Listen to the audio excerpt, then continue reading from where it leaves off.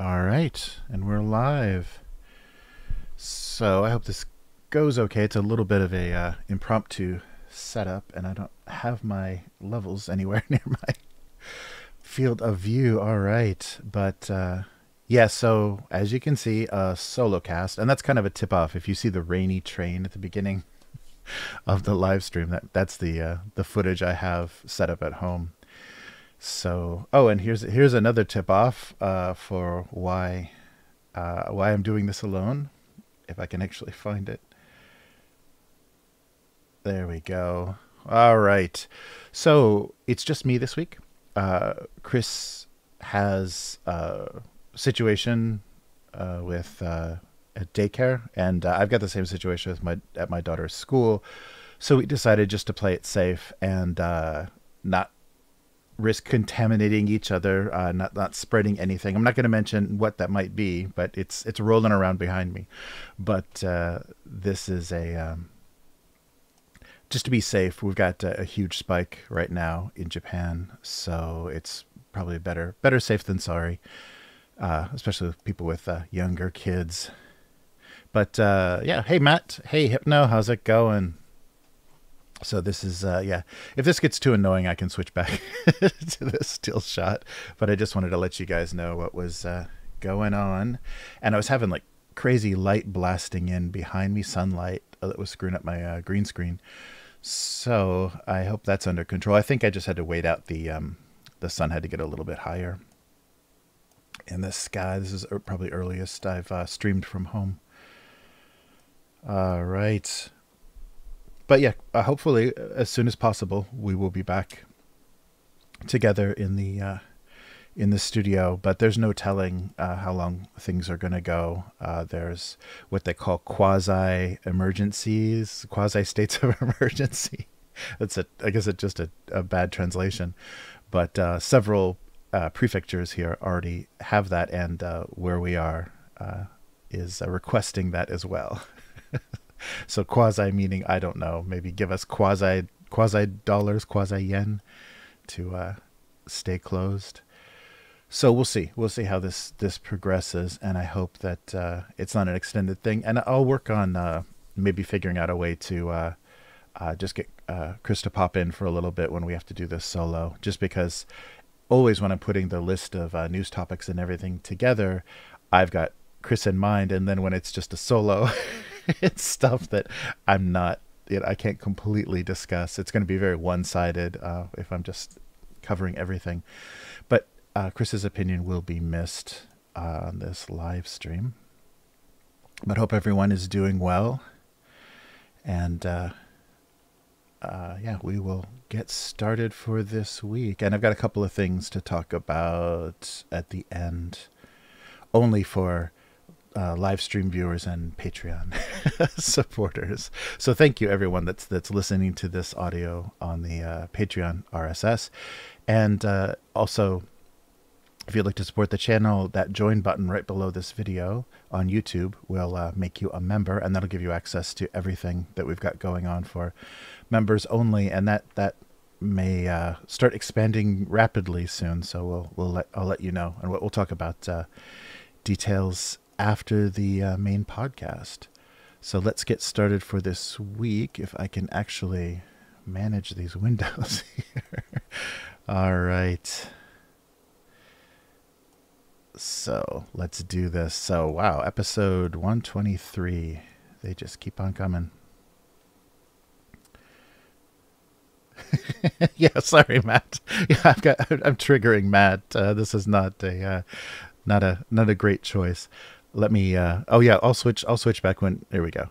We'll go back to this, we'll go back to this while we do the regular, podcast. So it's not so disturbing. All right. So let's get started this week. Welcome to the weekly. I'm Jeremy. And again, it's a solo cast for kind of health and safety reasons. So we'll keep you updated about when we'll be together again. But for now, we'll run through some topics this week, and hopefully we'll get some Chris's response in the comments below the video and or podcast. All right, so this week on the weekly, Tabletop Simulator controversy, expansion for Twilight 2000, monsters of the multiverse, and the Dune NFTs. Just keeps getting worse. Okay, so let's start off with Tabletop Simulator. So I'm really going to be missing Chris for this because I think Chris has followed this a little bit more closely on Twitter and things that were going on. So for anybody that doesn't know, Tabletop Simulator is a software that it gives you a 3D environment to play board games and just about anything. It's a 3D space, basically a table in space, and you can sit around this table and then set up, import graphics and things to play, anything from war games to card games to board games, just about anything, because it's a total 3D environment for what people have been using for prototyping games. So a lot of Kickstarters will send you a link that you can try out the game before you pledge for it. And it's a nice environment. I've played actually RPGs and smaller kind of skirmish war games on it. But you can play anything from 40K to probably Monopoly on it. So it's very versatile. It's not the best looking interface and everything, but it gets the job done. And I think in this time of remote everything, it's gained a bit in popularity. But attached to this, so you're joining a server. You're joining people live on a server in this 3D space. And attached to this is a global chat where basically you're going to be looking for games and people that you want to play online with. So people can host servers, and basically I think it's from Steam Workshop, where you just import the assets for whatever game you want into your Tabletop Simulator. And Tabletop Simulator is not free software. It's about $20 usually, or I think, yeah, and it drops, it kind of fluctuates in price and is on sale like half off occasionally, and to get kind of increase their install base. And so there's a global chat where you can seek games, and then of course people will link you into the games to join, and so you can play together. So it's just a way to find groups, and it may be something they may have to come up with a different solution for this, because in this global chat there was a little bit of controversy and harassment, a lot, a kind of a drawn out process. So there were temporary and permanent bans of people that mentioned anything about queer subjects at all, so being gay or trans. And I think for a while there was like a global text filter that was blocking the words gay and trans, so you would be banned or kicked out, or have your chat basically deleted, anything that you were typing with all of these presets. And so users that were noticing this and getting a little frustrated, because that's part of what they would, especially for role-playing games and things, I think queer people want to be able to find safer spaces and safer sessions where they can be in them and not worry about harassment. And if those words are eliminated from chat, then it makes it very difficult to find queer spaces or safer, more inclusive groups to participate in.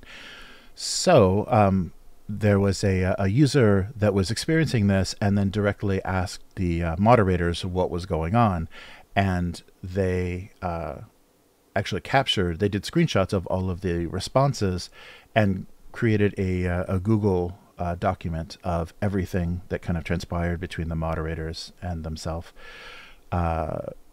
through the course of this. And they were just asking simple questions. I don't think they were being particularly confrontational. It seemed very straightforward about, why can't I say this? What's wrong with this?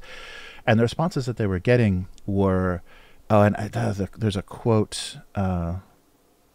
There's a quote there. Well, it's in the Google Doc, but the response was basically, they want a family-friendly chat.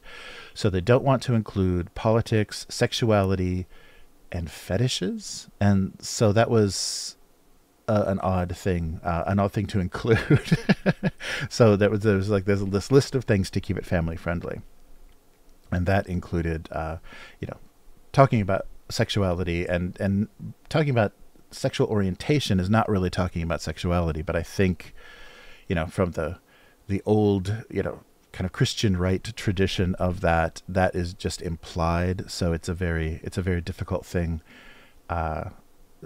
I think family friendly is just a very difficult term to even use anymore, especially in terms of the internet, because the internet is almost impossible to keep family friendly because people talk around filters, and there's a lot of internet culture that is pretty rough for younger minds, and they've been already twisted by it and already participating in it. So it's I don't think, I mean, I guess they don't want to be accused of anything, because they're the little bit of the problem with Tabletop Simulator is they're not licensing any of these IPs. I mean, a lot of people put their assets, make available their assets.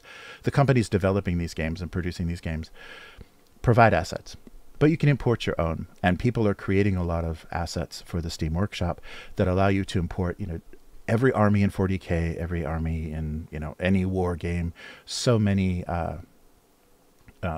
different rule sets and things, and physically you can have a PDF in this 3D space that you can flip through like a rule book, and so that is copyrighted content that is not owned, and you're not changing that experience. In fact, you're replacing the experience of actually playing that game in person or on their approved or licensed platform, digital platforms, by doing this. So that's a little bit of a problem if they're going to be very strict in their global chat and say, we want this to be family friendly, we want this to be very safe. It's like, what you're doing is not actually, it's a kind of a gray area legally, what you're even doing. It's a platform, and maybe they're kind of hiding behind the fact we don't develop any of this illegal content, this copyright violating content. We don't develop any of it. It's developed by our users. So the same thing that, YouTube and Google and everybody have been hiding behind forever. It's their platform. They're not a publisher. And so the controversy of this user not being able to talk about anything queer in the chat, and the response of the moderators saying it's political, it's fetish, was pretty upsetting. And so that's why this Google Doc was created, and they went through and documented all of these exchanges. And I went through not very in very much detail, but I kind of got the general meaning of a lot of the back and forth, and it didn't seem to be confrontational or like they were just causing trouble, like they were trying to stir things up or be gay baiting, like you would say, just trying to harass the mods of the platform. And the thing that they kind of drew attention to is saying things like gay and trans were being censored, but straight and cis and also some pretty spicy conversations were not being moderated or not being controlled in the global chat. So the company Berserk, after this kind of came out on Twitter, and a lot of people were responding to it, released one of those partial apologies, those not quite apologies, where there's talking about having an inclusive space and but I think also standing behind that family friendly, that kind of tag for their chat. So anyhow, so I'll put a link to that Google Doc if you'd like to kind of take a look at it. This has been about a week, so this came out last week, but I kind of waited to talk about it because I wanted to see what kind of further developments happened, and the further development so far has been they just deleted their disabled their global chat. So I don't know how people are finding each other now, as well as the Discord, I believe. There was a Discord for the Tabletop Simulator. So the global chat has been disabled. Probably the Discord is now the only way that you're going to be able to communicate. But that was also a place where they were having difficulty. So then what happened when this blew up on Twitter last week is review bombing of Tabletop Simulator on Steam. Of course, that's kind of the political action that people take from their keyboards. And then, because it is a pretty strong user base, there was a counter review bombing, a positive, a kind of a counter positive review bombing to kind of counteract or fight off the negative review bombing. And unfortunately, what happened, and kind of proving the point of the person that was upset by the situation, is they were using abbreviations in the text of these positive reviews that were flooding in that were very transphobic, referring to things. So the positive reviews contained things like abbreviations for things like "you will never be a woman" and things that are incredibly upsetting and kind of hidden. Only people that have experienced this kind of abuse online are going to even know what that stands for. And so a very ugly back and forth. So that's kind of where things stand right now. So we've gotten an odd half apology, and the global chat is disabled. And they did say specifically that their moderation has failed, that they didn't do a good job with that. So I guess we'll have to see how this kind of settles out, how this affects the kind of popularity, or it sounds like there's kind of two significant sides that are both bombing the Steam reviews.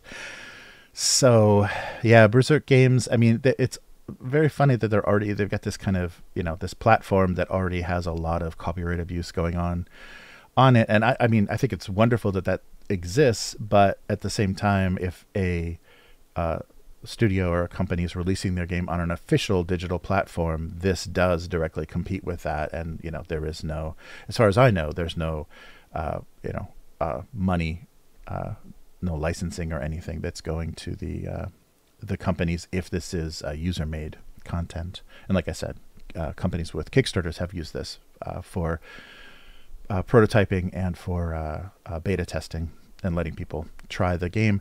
And this is not the only platform that does this. There are several alternatives. So I think it may just come down to people will probably look for, people in the queer community will look for more what they feel is safer and more inclusive platforms. So we will see what happens. But yeah, I wish Chris was here to kind of chip in on what else was going on with the development of this. But it's not great to see, and especially because this is relating to tabletop and virtual tabletop. It's too bad that users took advantage of this situation, and I think it was not. I don't think there was any ill intent from the user that was having difficulty with the moderators, because I don't know. It just, like I was saying, I think there's a weird misunderstanding that talking about your sexual orientation is sexual conversation, and I don't think that talking about your identity, about being transgender or being gay or lesbian, is sexual. But if you're whatever your definition of this family friendly is, and however you're going to set up your filters and everything, there is a clash, and there is I think kind of thinking being behind, being a little old fashioned. And if you're, depending on what terms you're going to load into your filters, I think it's a little difficult to resolve. And I think companies that aren't going to figure out ways to handle that better are going to run into these sorts of things. So yeah, I'll put a link to that Google Doc so you can take a look at that. And yeah, we'll see what happens. We'll see how this shakes out with as far as people supporting this platform or not. And like I was saying, Tabletop Simulator doesn't want to get a huge amount of attention because people are going to look in that Steam workshop and realize, wait a minute, you've been playing our game.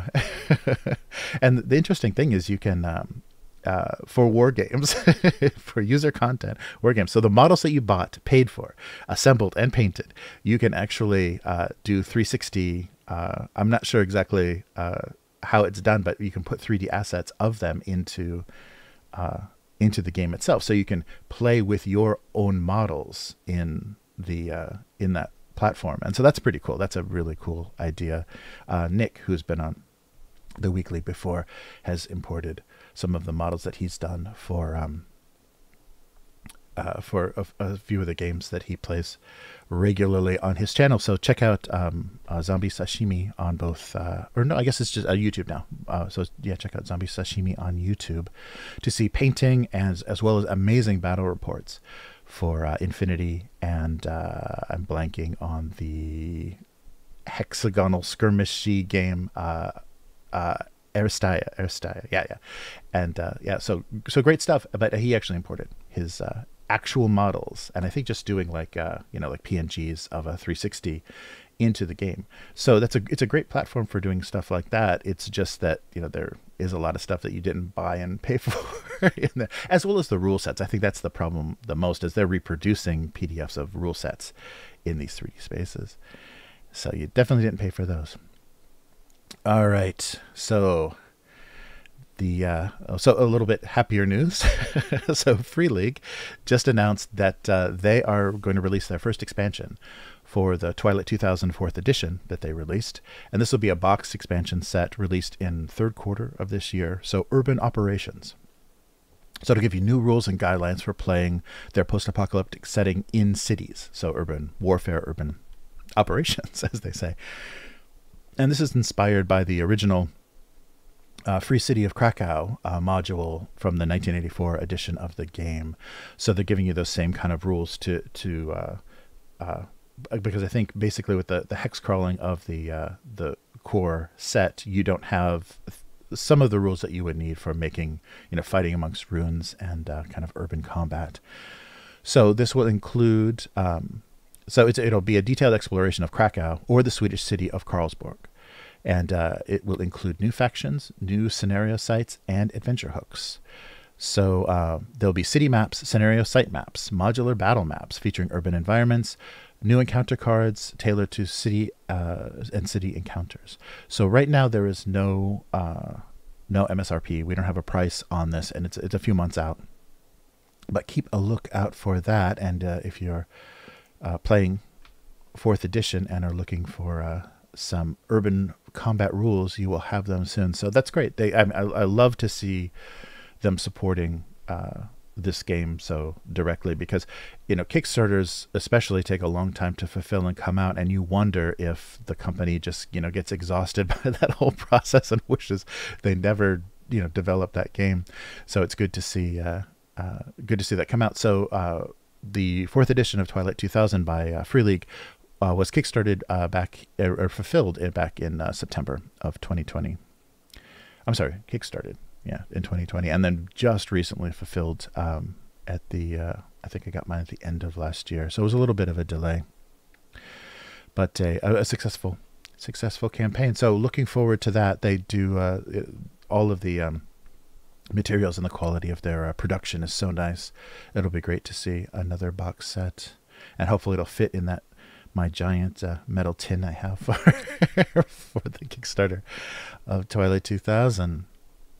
And speaking of upcoming releases, oh, I wish Chris was here.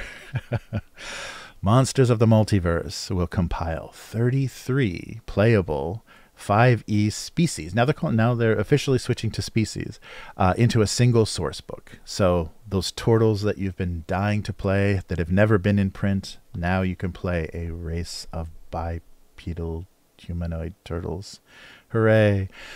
But a brand new source book coming this spring. So this is a little odd, and not quite spring. So if you want this book as soon as possible, there will be a slipcase set, which is kind of a follow-up to the big 3 slipcase set that they produced, which is, of course, the Player's Guide, the Dungeon Master's Guide, the Monster Manual, in a slipcase for 5e. So the, you know, original 3 core books. So this is the expansion to that. So 3 more books, and Monsters of the Multiverse. So the full title is Mordenkainen Presents Monsters of the Multiverse. And it will be included in a set which will include this collection of monsters, as well as Tasha's Cauldron of Everything, and I believe Xanathar's, the Xanathar source book as well.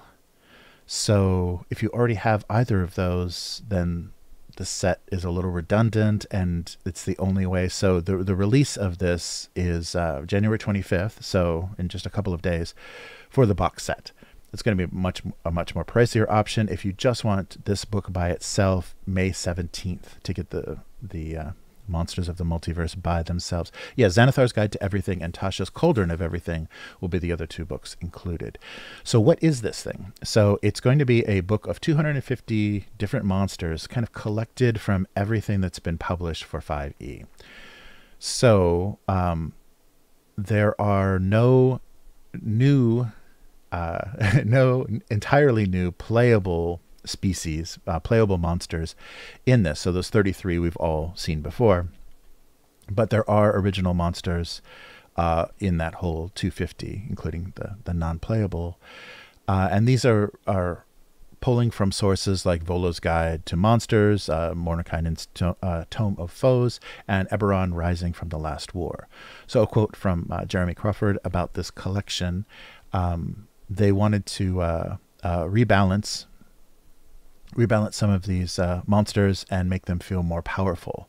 So the species that have specific that are specific to certain settings will have to be kind of streamlined and brought into line so that they're playable in just the default setting of Dungeons and Dragons, or whatever homebrew or whatever you're doing. So that would be, for example, like Dwarves of the Five Nations or Dwarves of the Moor Hold from Eberron need to be playable as character species in any setting.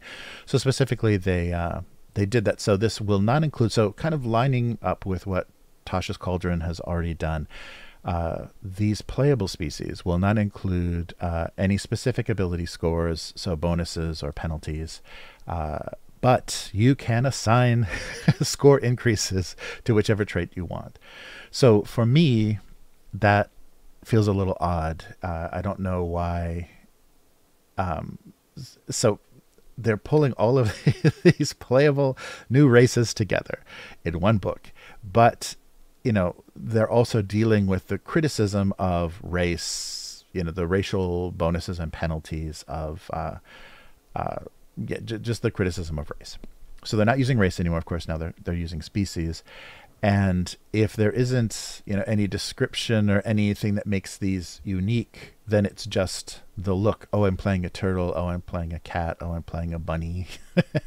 It's just the look of your character that you're most concerned about, because you can boost any ability score based on whatever you want, whatever build, whatever you're trying to do, because we want to separate penalties and bonuses away from species. And yeah, that's like makes it a little less compelling, because there's not going to be, hopefully there'll be some abilities or something, not scores, of course, not ability scores, but there'll be something to give these playable species some flavor. Some playable monsters need some sort of flavor, and I don't know really how many playable races, which you don't call them anymore, you really need, because I've just, in my experience just recently of watching some actual plays, you don't even know what's going on. They literally need to show you character art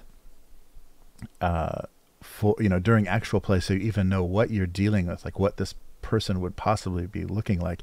And so if you're not going to be cosplaying during your actual play session, then it gets a little crazy, the kind of insane diversity. And now you can just, because you can make up your own playable species with Tasha's Cauldron, it seems a little pointless to do this. But I guess having all this stuff in one place, and then the other major thing that they talk about is they stripped out the default alignment for any of the monsters. So you're not going to say that any of these monsters are, by default chaotic evil.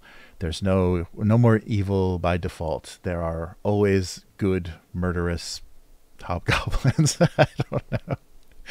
But yeah, so I was kind of, it's an odd thing. This is, very little that you haven't seen before. It's going to be very expensive to get your hands on anytime before May. And I don't really know how necessary it is when you can just make up whatever you want for a race in Dungeons and Dragons now in 5e. So I don't know. We'll see. And this does, give people, okay, choose from this book. Let's not just go crazy, or we can world build and include your, kind of homebrew monster idea or character species idea. I like culture, or there's better words than species, but Wizards is using species now. So that's interesting. And like I said, Tomb of Foes or Volo's Guide to Monsters. So I guess it's good to pull up, because that's the frustrating thing with some of these supplements, is you get just a couple of pages of, here's a couple of new things you can play. Here's you need this book to play just for this simple stat or description of how to roll this particular type of dwarf or whatever.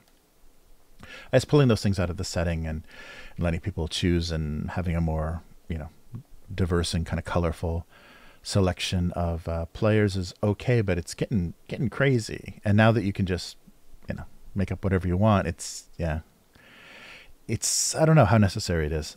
But there are several new monsters, not playable, of course, but that are going to be introduced in Monsters of the Multiverse. And they give an example in the article that I was reading, the Dolphin Delighter, a fey version of a dolphin that can teleport and use telepathic abilities. So you can play a teleporting dolphin. Or no, you can't. You can try to befriend, I guess. You can befriend, you can tame. I'm sorry, you're not playing this, but you can interact with a fey dolphin that can teleport and has telepathic abilities.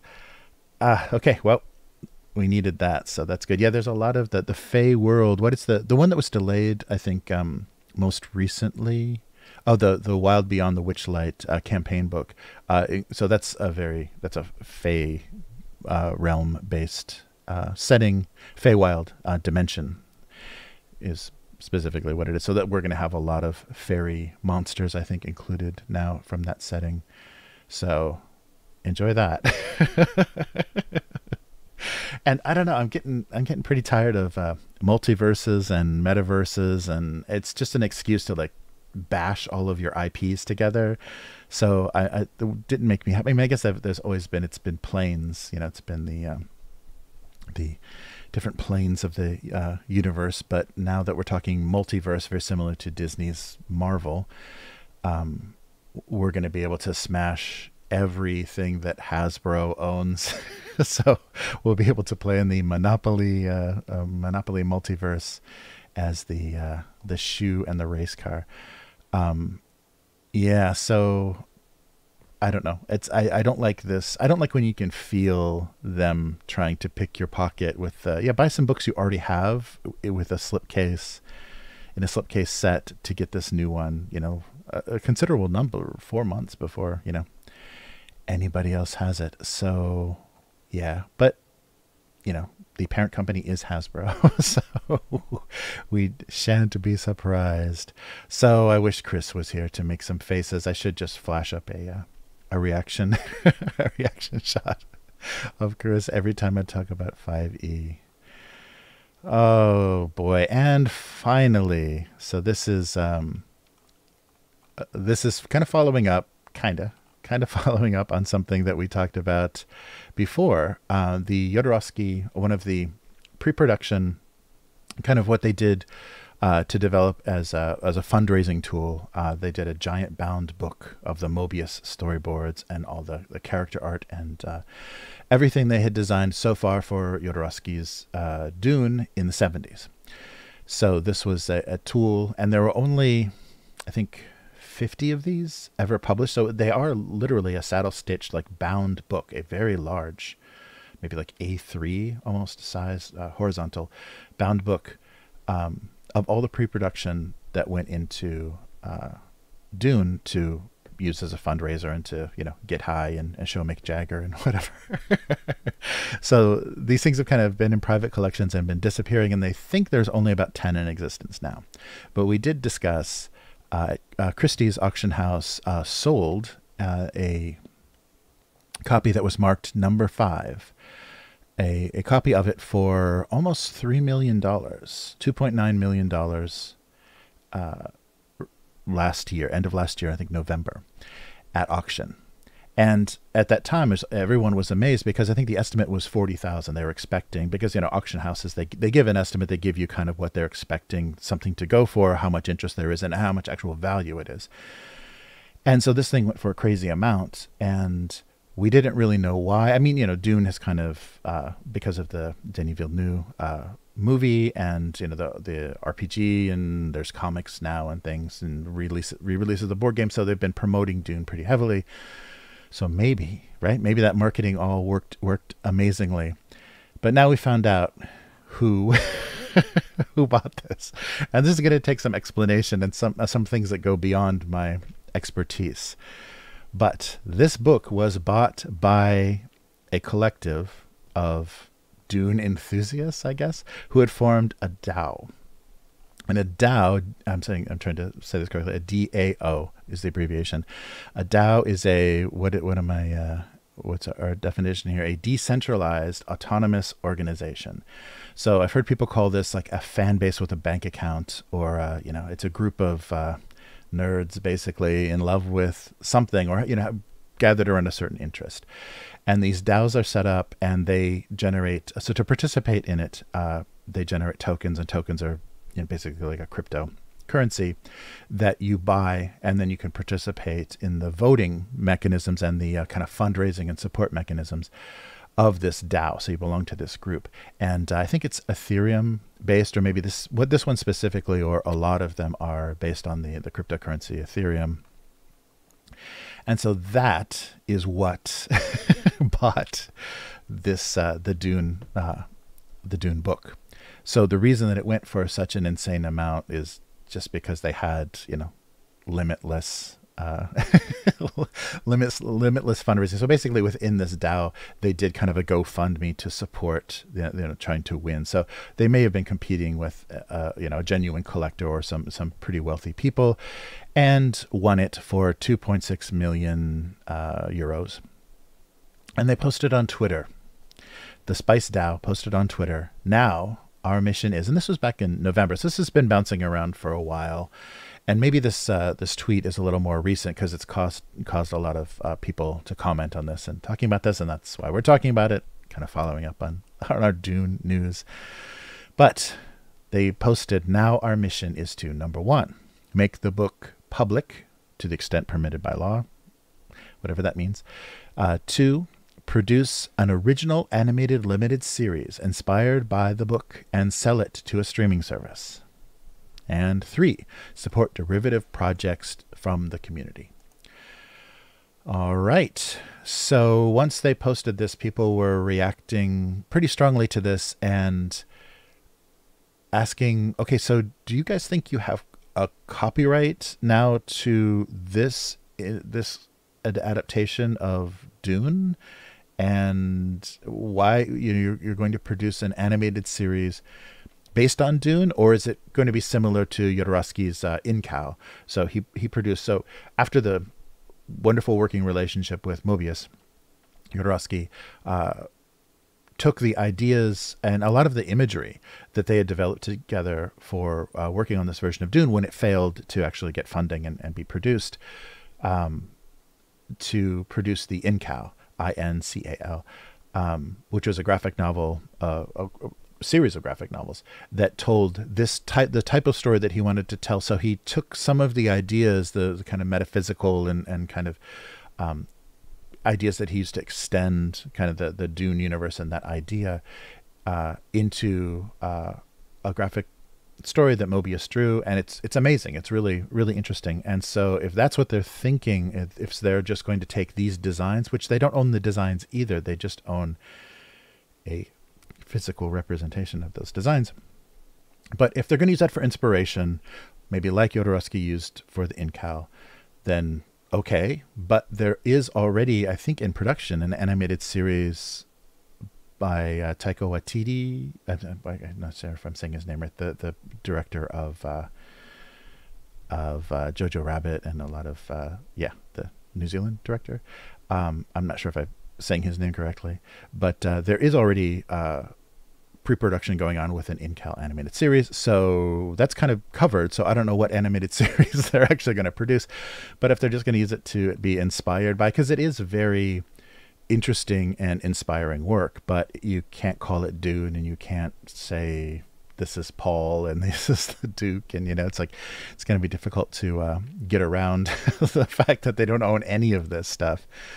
So writing on the forum for this DAO, one of the users posted they would like to create a first-of-a-kind purchase, the kind of intent of this and why they contributed to this fund to win this auction. They want to create a first-of-a-kind purchase of a culturally significant work and then issue a collection of NFTs that are technically innovative and culturally disruptive. So what does that mean?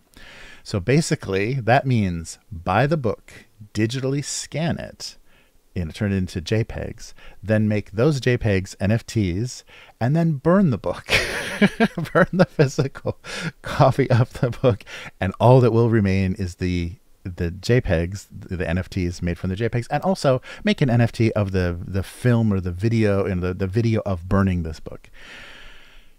So that's the plan.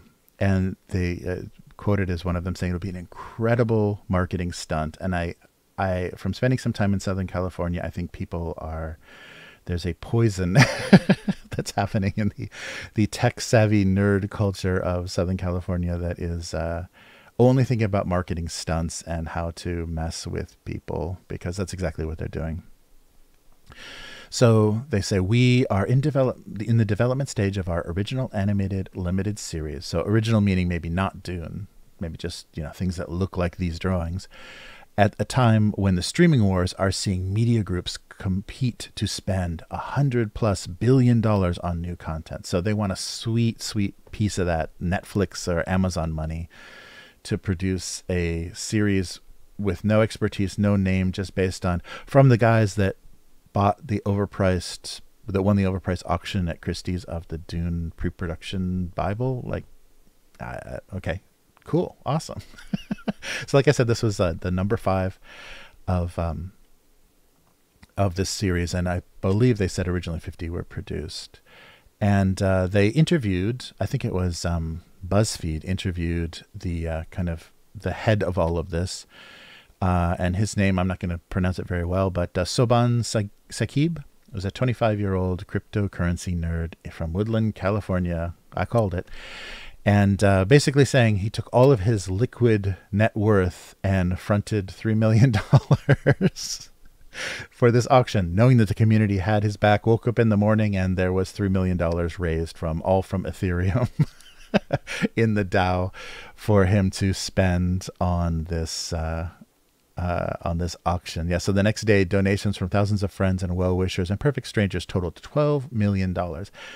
And the thing I'm having trouble getting my head around is this isn't real money. This is all cryptocurrency. And I don't know, I'm still, the step that I'm missing, like that, step 1, buy, invest in cryptocurrency, step 2, question mark, step 3, profit. Like, I don't know what that step 2 is, because how are you turning this into real money without paying insane taxes? Like, without losing half of it to, I don't know, maybe there's a way, if your wallet is based in Ireland or whatever, maybe you never have to pay taxes on it. But turning this into real money when there are, does Christie's take Ethereum? Like, can you just bid with Ethereum at a Christie's auction? Anyhow, let's get past my ignorance.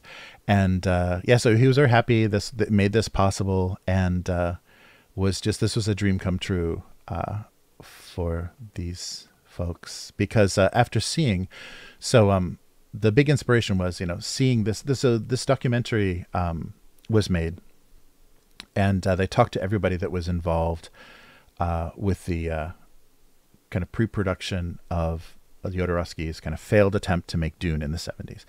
And this inspired the members of this DAO. And the DAO is, named the Spice DAO, formerly the Dune DAO, I think. And their token is the Spice token. So they got that all lined up. So, they're very excited. I wanted to fulfill an unattained dream, said Sakib. And he was blown away by the 2013 documentary that detailed the ecstatic embrace of Dune by Jodorowsky and the agony of his rejection. It's just, it didn't get funding. That happens all the time. There's like a million stories of those, but nothing is spectacular. I mean, I have to admit that in that documentary, like, he is amazing. I mean, basically Jodorowsky started out as an experimental theater performer and director, and went into filmmaking and did amazing films. And so his vision and his kind of interpretation, and you'll kind of see in that documentary, his not even having read Dune, having someone explain Dune to him and saying, wow, I'd love to make this happen. And then basically he just said, I want the best of everyone. So, Orson Welles is playing the Emperor, and Mick Jagger is playing. It's just like he just named the most, popular, amazing people he could, dream of. And they all agreed, if he could, secure this, what would have been insane amounts of money for the 70s. So it is a very, inspiring story, but that's what inspired this to happen. So be careful with your documentaries. So we'll see what happens. Everything ends with we'll see. I'm curious what they're going to do. I really hope that they don't destroy this book as some kind of marketing stunt, just so all that's going to do is increase the value of the remaining copies. That's not going to remove it from the universe. That's not going to, they don't have the last remaining copy. And if they did, it would be, shameful that they weren't going to donate it to, to some place that would preserve it, some museum or some archive that would actually preserve it, because that's the most important thing for that to happen, is that it continues to exist. Unlike digital everything, which can just, instantly disappear, this is a physical thing that can continue to endure. So the fact that this, digitally derived crypto nonsense that purchased this would then in fact destroy it would just be a disgusting symbol of that. And I think they even tried to get in touch with Jodorowsky to get his reaction to this happening. And I think he would just be confused and disgusted, because I think he's in his early 90s right now, or maybe mid 90s by now. And I don't think this would be seen as some kind of rebellious, beautiful, art piece, them converting everything to NFTs. And in case you're curious, there is a series of images that have been posted on for maybe almost 10 years now of the book. So if you'd like to see what's in the book, if you do a Google search for Jodorowsky's Dune, a lot of images will come up from the book, and people have, with digital cameras, taken pictures of the pages of the storyboards. And so there is an archive of these images that's pretty easy to find. So it's already been digitized, not well, it hasn't been like high resolution scanned and everything, but there are digital reproductions of a lot of this book floating around online. So they're scanning it and making NFTs. I don't know. That's I don't know what that would actually if that would do much good for anybody. But this is so disappointingly out of control. And I was really that really made me feel sad. I was hoping that this meant that this book going for so much at auction meant there was a huge amount of interest, still in Dune, and what the Dune, film that could have been, and all of that. But it's just a stunt, basically, by people that are thinking half marketing, half scamming. Because a lot of this, creating this token for your DAO is basically a multi-level marketing, situation in a lot of ways. So we'll hopefully see some interesting, I think we're going to see in the future a huge number of tax exiles from all of these cryptocurrency millionaires. These hundreds of thousands of cryptocurrency millionaires that have been developed are all going to turn into tax exiles living in, countries that don't extradite tax dodgers.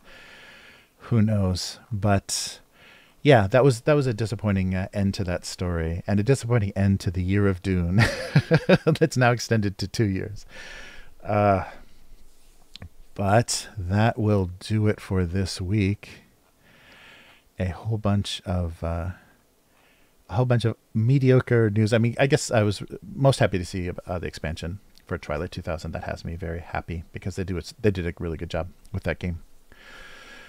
So that will do it for this week. And if Chris was here, we would be talking about Hive Mind with Y's instead of I's on both Twitch and all social media. If you want to see what Chris is up to as far as game development and parenting and just life in general, I'll put a link to all the social media in the description. And if you'd like to support what we're doing here with the weekly, you don't have to buy any tokens. This is not a decentralized autonomous organization. It's just a podcast. you can go to patreon.com/upturnedtable and become a weekling. So you directly know that you like what we're doing with the weekly and want to see more of it. And that'll give you an opportunity to kind of let us know what you'd like to see, what you don't want to hear about anymore, if you don't want to hear about NFTs anymore, or if you want to never hear the words 5E said again. You can let us know there.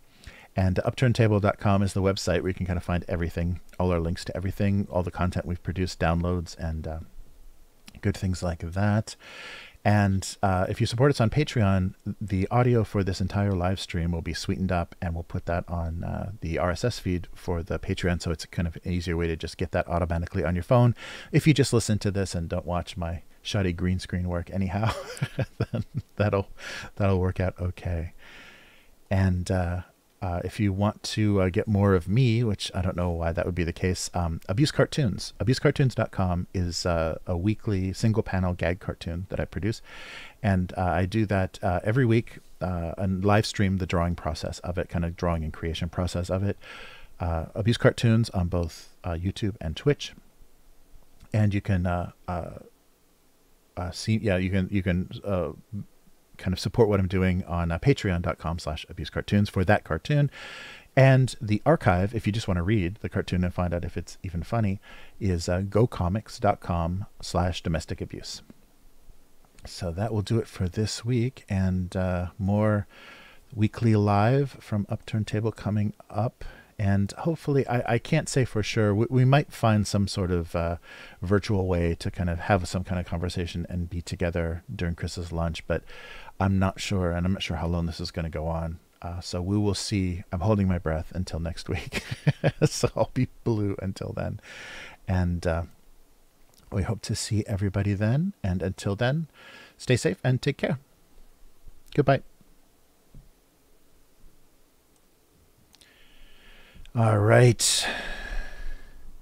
So let's take a look at the chat. Oh yeah, I should have talked about. Matt got a.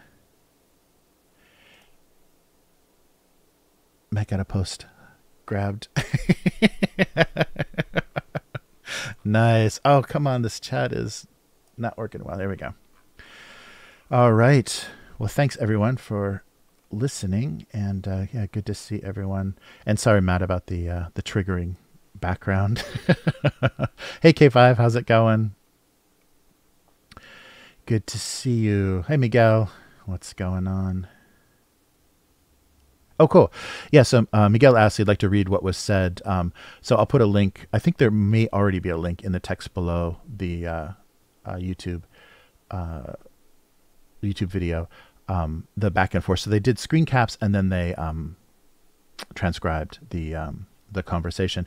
And I really don't think, from what I read, that it was very baiting. Like they were just trying to screw with Tabletop Simulator. I think they were just trying to say, can you please let us say gay so we can find gay groups. And I think especially for tabletop role playing, I think that's pretty legit. But yeah, I'm not sure, Matt, if Ernie Gygax is involved in Tabletop Simulator. It's questionable. That would be great if these worlds merged. That would be beautiful. We have the Gygax saga intertwined with Tabletop Simulator. Nice. Yeah, that was great. So I'm happy to see that Free League is still supporting. It was, continuing support for their release of the Twilight 2000. I still have to read. I haven't read a lot about how people have how like kind of old school original 1980s players have reacted to this, because it is using a different dice system and things. So I'd like to see what people said. Miguel said the 5th edition is progressing into irrelevance from my point of view. Yeah, new interesting magic items. Nope. That's a good point. And how many people want to buy re-releases of 5e books that have just been sanitized? I think some YouTuber that I was watching was saying basically 5th edition is it. Like that is Dungeons and Dragons now forever. There's not going to be an evolution of this rule set or anything, because all they're going to do is go back and kind of sanitize the dirty legacy of tabletop role playing, or at least everything that came out of Lake Geneva. So that's really disappointing that we're just going to get books with deleted. And it's funny because they can do that very instantly for any assets and things from D&D Beyond or the digital assets. They can automatically change those in the PDFs. But to be buying versions of books that have then had these changes made, I don't know. It's going to make a weird market because I'm sure there's some people that will hunt for like original releases and things of these books. Yeah.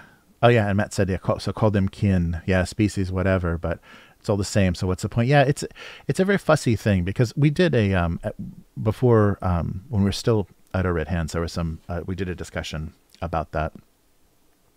And kind of we were talking about racial bonuses and penalties and stuff, and the word race and species is kind of weirdly scientific, and but I think the stuff, it gets difficult because when it gets into the half elves and half orcs and things, there's a weird implication. Orcs, I don't know when orcs became this huge problem, but a huge implication of rape in half orcs, and so. And if these, kind of the thinking is, if these are species, if they're different species, they can't intermix. So how are there half elves and half orcs if they're different species? So let's call them species. But if we're calling them races, then they are all biologically compatible. And we're saying some races are better than others, and some races, do things more agile, more intelligent, I guess is the biggest problem. So it's just people that can't keep their fantasy separated from their political realities. And I think that's always going to be a problem because a lot of people want to play with their politics foregrounded. So this will always be a thing. But Miguel says new racy species. I says nope. Yeah, I don't like this idea that they're releasing a book of everything we've already seen, just kind of stripped out of its setting and just kind of I forget what they said, but just kind of standardized or optimized or diluted anodyne versions of these monsters to use in whatever setting. Yes. Yeah. Miguel says, yes, beholders are not chaotic evil any longer. They are not these self-obsessed, narcissistic, horrible things. They're friendly and lovable, and you can enjoy their culture and participating with them in their criminal pastimes. I don't know. Oh, wow. Yeah. And Miguel said the DM already had options to make beholders lawful good if they wanted. Yeah. I mean, and that's the thing is there's stuff that you don't like. Nobody is playing the same game of D&D. And the fact that that Wizards of the Coast thinks that they have to create this Bible that has to be okay with everybody, and that people should follow. If you're playing the game correctly, you're not following it. You're totally eliminating things. You're totally hacking and homebrewing and making the game your own, because that's when it's fun. The most fun I ever had is a 5e setting where we did total world building and it was no setting at all. We just created. So what are the orcs in this setting? What are the humans in this setting? What are the elves in this setting? It was all kind of pirate themed. So that was really fun. And it wasn't deep lore, but it gave us some good flavor and some sides to choose in a conflict. And yeah, I thought it was really fun. Yeah. And it is money. Yeah. I think Miguel is right. Yeah. Paid top dollar for supplements. And it's just, reprinting things.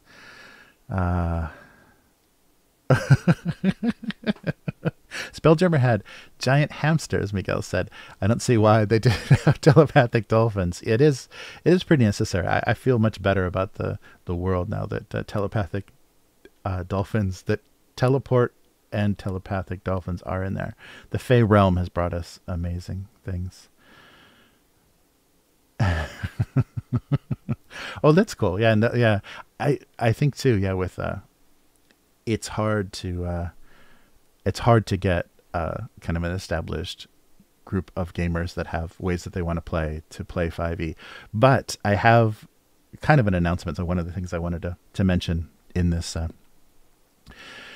limited exclusive part of the live stream, we were talking in the kind of our roleplay group about a type of actual play that would be pretty fun to do. And we would call it the world's greatest actual play, because we would be playing the world's greatest role-playing game.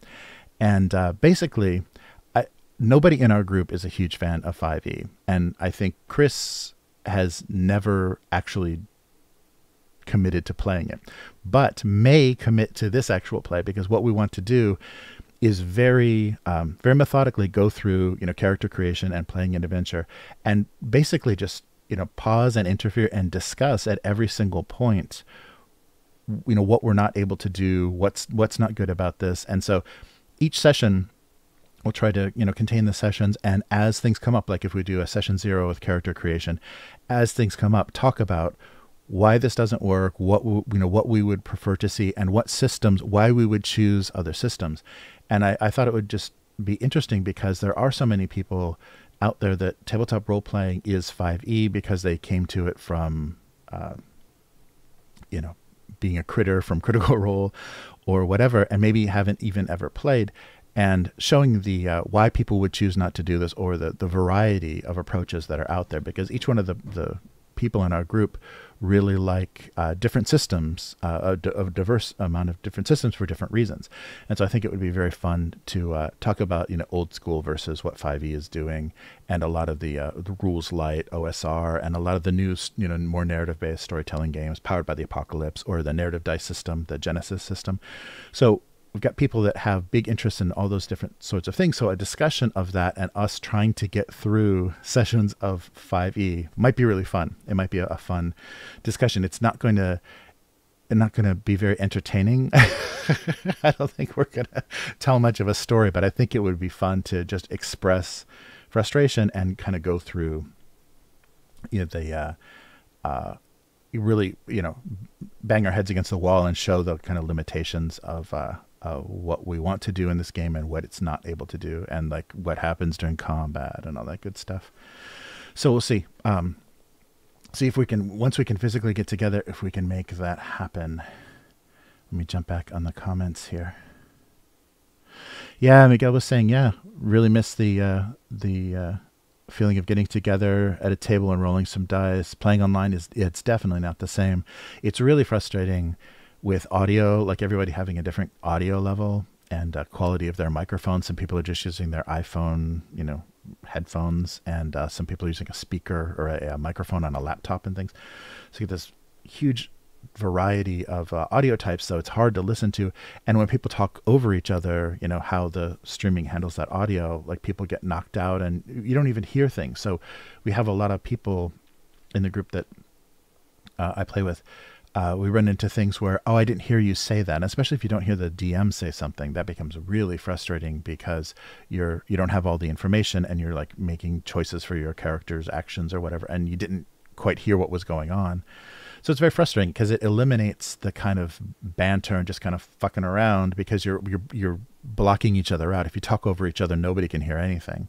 And so you can't really be casual about it. You have to just stick to business and talk about the game to make sure that everybody is clear about what's going on. So that sucks. Oh yeah. Yeah, right. Yeah. So Matt said about the Dune book, who gets the book? Yeah, they still don't even have the book. I think Christie's still officially has possession of the book. They just paid, $3 million for it, and Christie's is holding on to it. So it's in storage with Christie's, and they're going to have it transferred. And yeah, I don't know. I mean, they have to vote. So this like weird DAO process is there. It's this horrible bureaucracy, or not bureaucracy, or this horrible democracy of tech nerds that, have all these weird ideas about stunts they want to pull with this book. So they have to vote on what they're going to do with it. So it's a weird thing. And they explained the article, the BuzzFeed article that came out in November right after this, explained pretty well that I think they understand they don't own Dune, but because of what they said on Twitter more recently, all the press and everything was talking about, they think they have the copyright to this, and the Dune, Frank Herbert estate is going to be all over them. I don't really think they think that, but they're just being very weird and arrogant about what this means. And now they're acting like, this is such an exclusive thing that no one has seen, and they're going to use this for inspiration for this amazing animated series. And it's amazing content, visual content, but it's very dated now. And if you don't have Mobius, generating. If Mobius isn't working on this animated series, it's not going to, be anything. And because he is not alive anymore, it'll be even more difficult. So that's also what I kind of feel about the InCal animated series. It's like, without Mobius, it's like, okay, yeah, you're going to be aping his style and his layouts and stuff, but I don't know. But yes, yes, Matt, NFTs. Yes, embrace our NFT overlords. Matt was saying, my criticism of Southern California. I really hated getting into that culture of, you don't just bullshit and hang out with people anymore. You got high and then you talked about your business scams. I had just so many people, all they wanted to talk about is, forming LLCs and S corps and what kind of crazy way to make money. There was going to be way too much of that. So it was a lot of like weird nonsense business talk that was all, based on everybody being high. Oh man. Yeah, it is a real shame. Matt says, I can't believe they would destroy that book. Yeah, it would be a real shame if they would do something like that. Because it's a statement. It's a big FU statement of, digital whatever, the supremacy of digital whatever, because it's pretend money that pretend bought this book that they can actually destroy. So that's very heartbreaking.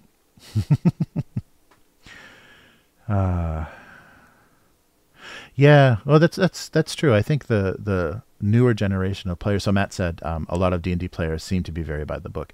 Yeah, I think that a lot of newer generations, it's like, oh, these are the rules. Like, in a board game, you take the rules out and you follow the rules, or else you're not playing. It's breaking the game. Like, you don't just homebrew rules for a board game. So if they get into tabletop or any of their understanding through the kind of board gaming kind of golden age that happened with the board game cafes and stuff, then they do see the rules as this kind of sacred thing that, you follow this. You choose from one of these, races. You choose from one of these classes. And we'll see what happens when they, realize they don't have to. They can make it whatever they want. And I think that shows you how far away we are from the origins of like original, original advanced, D&D or very old school role playing, is because they started out with that aesthetic, the do-it-yourself kind of make it what you want. It was all improvisation, and they had basic ideas of rules that they were using to navigate this, but negotiating it through the role play itself. And I don't think people see it like that anymore. I think it comes much more from a board game aesthetic of, I read the rules, now I will roll these dice and we know how to play. Yeah. So Miguel said, the last campaign I DM'd featured a society where elites anointed by the gods magically controlled the commoners by a suggestion equivalent spell that was always active. Oh, wow. Oh, that's pretty cool. Oh, wow. That sounds really cool. So, yeah, talk about bringing that with the current zeitgeist. Yeah, that's very, that's very true. That's a really great idea for a campaign. Wow. And Matt said, you can't argue about the food in an online game. Yeah, that's true. And who's gonna order? Who's gonna pay for it? Let me double check here and go through the specific chats. Make sure I didn't miss anything. The that combined chat that I'm using for Restream is not great. Oh, that's good. Okay, and so the other thing that I wanted to tell you guys about that's going to show up on Patreon and YouTube members and everything. So I had some pretty major kind of oral surgery stuff that's kind of in progress. So I couldn't talk very well this past week. So I'm behind on the Mutant Chronicles fiction. But I did get something in the mail that may change all of that.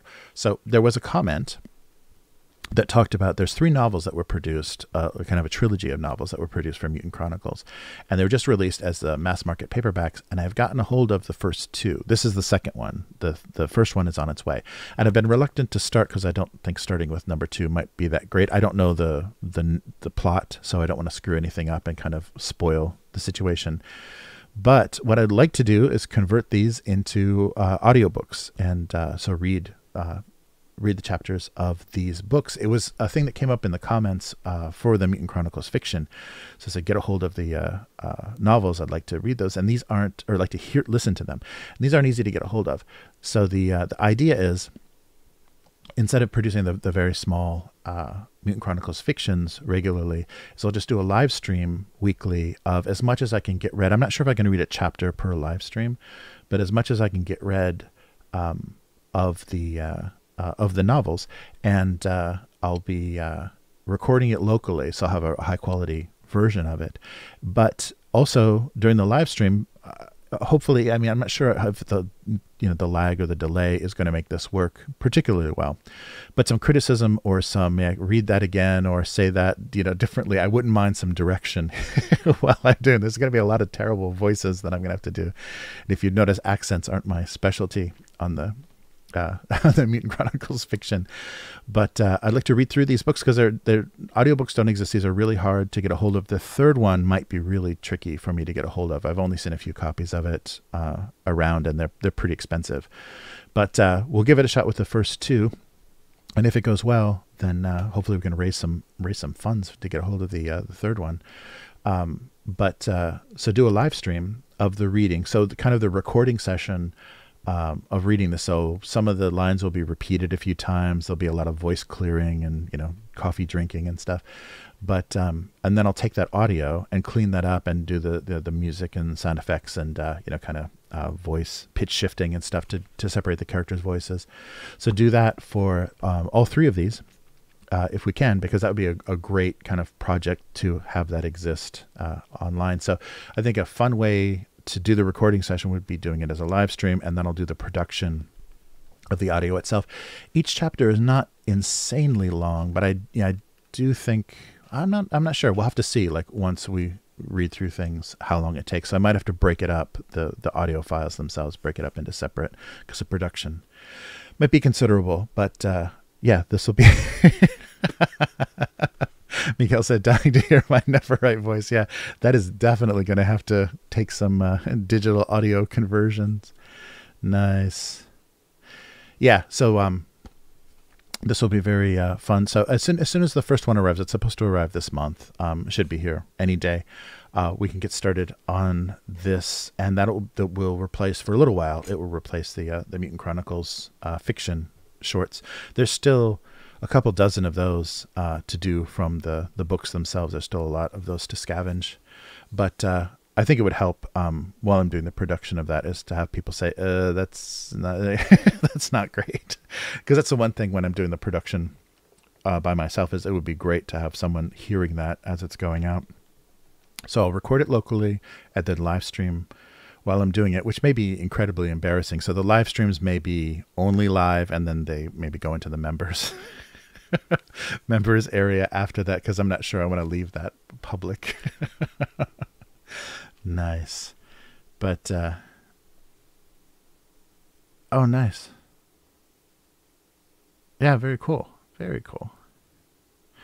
So yeah, that is another thing that I'm hoping to do. Yes, I really hope that once we can get together physically again, we can work on the 5e, the world's greatest actual play, and then in the meantime, I'll be working on the doing audiobook versions of these novels. So I hope that goes. Yeah, I hope it goes well, and I'll keep an eye out for the third book. And people said that that's the better written of the three, but we'll see. And it doesn't matter. It's Mutant Chronicles. It's fun as hell.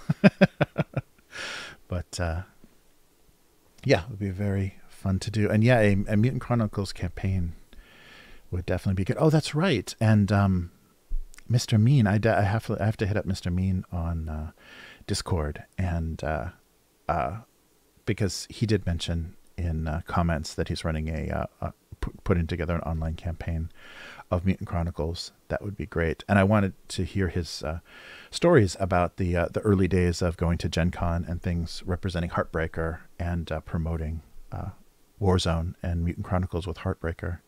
That would be awesome. It would be really fun to hear. All right.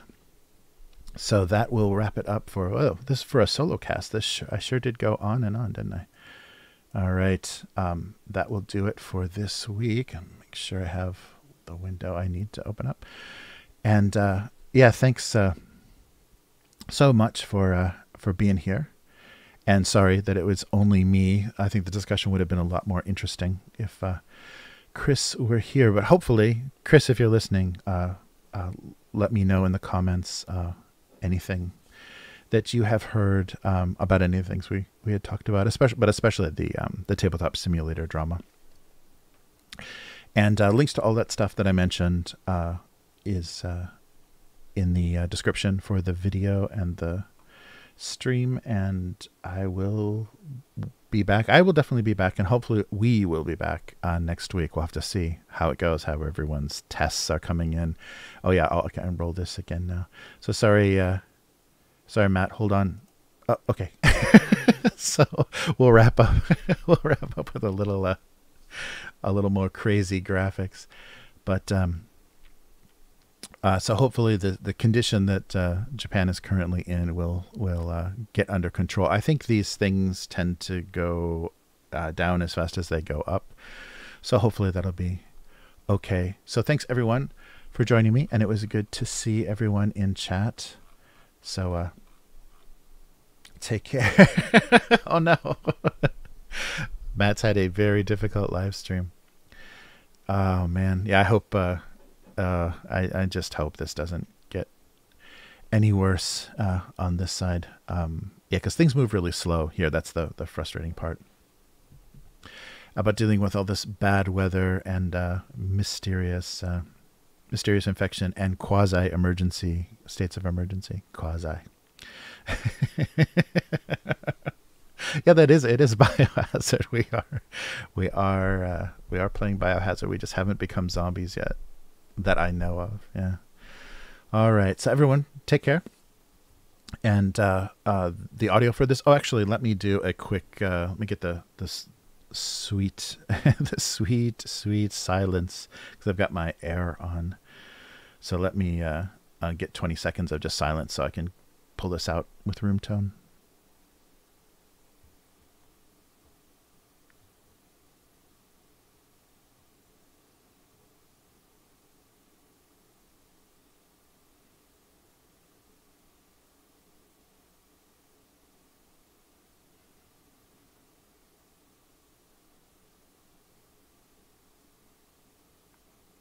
Wow, that was bizarre. You could see the reflection of the video camera screen in the phone.